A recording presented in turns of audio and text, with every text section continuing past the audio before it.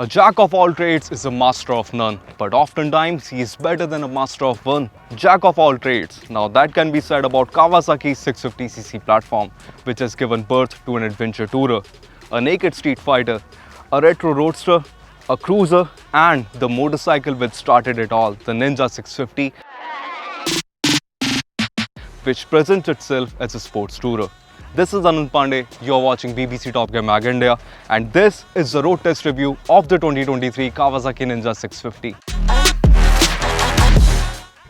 In India, the Ninja 650 has been around since more than a decade, basically when the term middleweight started gaining prominence in this part of the world.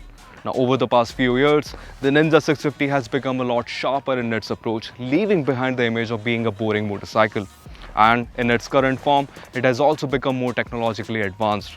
For year 2023, the Ninja 650 gets 2-level traction control, which you can completely switch off as well. Now, talking about the changes that the Ninja 650 has received in its current form, it also gets revised graphics on its bodywork and a new 4.3-inch TFT display, which you can also connect via Bluetooth via Kawasaki's Radiology application. However, there is no turn-by-turn navigation on offer, which is a major miss for a motorcycle with this much touring cred. I'll be very honest here, the previous iterations of the Ninja 650 might have been a huge success, but I never found them to be that visually appealing. It looked like an Irish saint clad in green clothes who could do nothing wrong. But the problem was, this was supposed to be a ninja, not a saint. But I'm happy to report that the modern Ninja 650 looks nothing like a noble man of God. Thanks to an aggressive front fascia which has become the core identity of the modern Ninja family. And these twin LED headlamps, they really do stand out. And the Ninja 650 also gets more cuts and creases on the bodywork, justifying its Ninja moniker really well. The overall build quality of the switchgear as well as the body panels feels built to last in a true Japanese fashion. However, a few special touches here and there, especially when it comes to the switchgear layout, would have definitely added to its premium quotient because the Ninja 650 is not a cheap motorcycle by a long shot.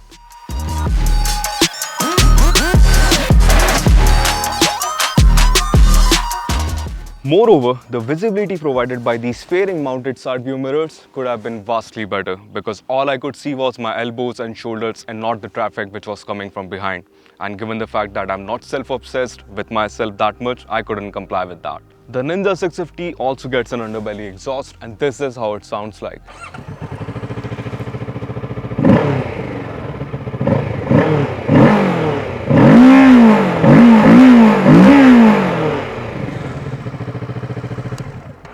Do let us know in the comment section below that what do you think about the Ninja 650's exhaust sound.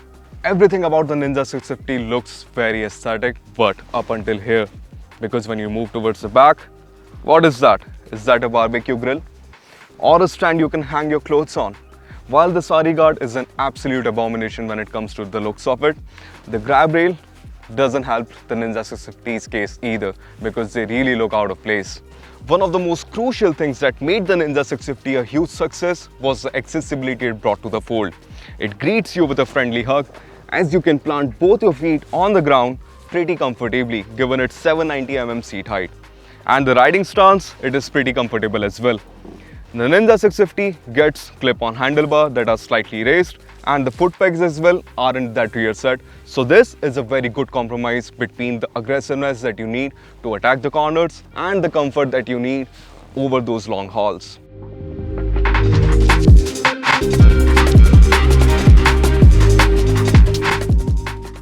I've been riding the Ninja 650 for almost a week or so, and after clocking 600 to 700 kilometers on it, if I had to describe the engine in just one phrase, it feels like that extrovert lively kid who wants to befriend everyone. It is powered by the same 649cc parallel twin engine, which makes 67 bhp and 64 Newton meters of torque. The engine comes mated to the same 6-speed gearbox, which also remains unaltered. The power delivery, it is very linear and it's basically devoid of any flat spot or any sudden spike either. Take this engine as a full course meal. It has good appetites in the form of low and grunt, and then there's a mid-range, which presents itself as a full course meal, which is not only a scrumptious ride, but is also the highlight of the show. If you wish to have some dessert and end it on a high note, there's some top-end surge as well. This tractability allows you to stay in higher gears. So even if you wish to gain some rapid momentum, you don't necessarily need to downshift the motorcycle. The Ninja 650, it is deceptively quick, and it doesn't make you realize that you're already clocking speeds that aren't legal by a fair margin. It can comfortably cruise at 120 to 130 kilometers per hour without any stress and still having ample grunt in reserve to perform those quick overtakes. However, just like before, the Ninja 650 packs some punch, but it lacks that character, the oral delight that you would expect from a middleweight motorcycle that costs this much. And despite being a parallel twin motor, you can still feel some vibrations up in the higher revs. And the gear shifts too could have been smoother.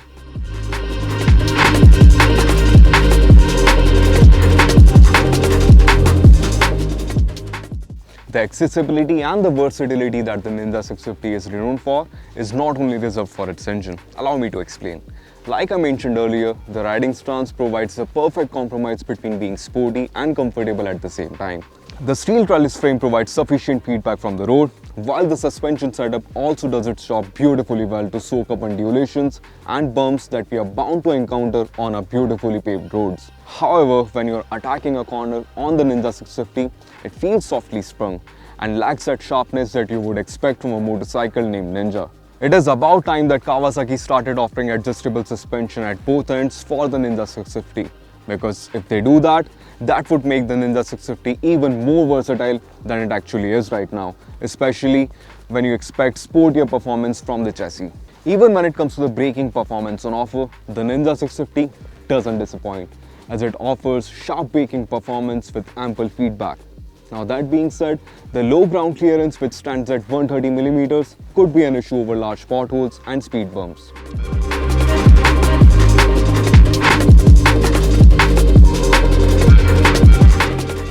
Even after all these years, the Ninja 650, it remains one of the most formidable packages that you can get under 10 lakh, which is backed by rock solid reliability, attractive big bike looks, and accessibility for newer riders as well. What also makes the Ninja 650's case even stronger is the versatility it brings to the table. Because if you're looking at a one bike garage, the Ninja 650 can do it all. Well, almost, because it cannot go off-road. But if I had to spend my hard-earned money on inducting the Ninja 650 in my garage, the very first thing which I'm going to do is swap these tires, because they lack grip and they don't inspire that much confidence when you're committing into a corner. And I believe that the Ninja 650 would become an even able handler once you swap these tires for stickier rubber. Apart from that, I don't see any reason why I wouldn't be happy seeing the Ninja 650 parked in my garage, especially in this particular shade. But hold that thought, I hear something. Was that a green streak? Is something exciting coming your way? Stay tuned.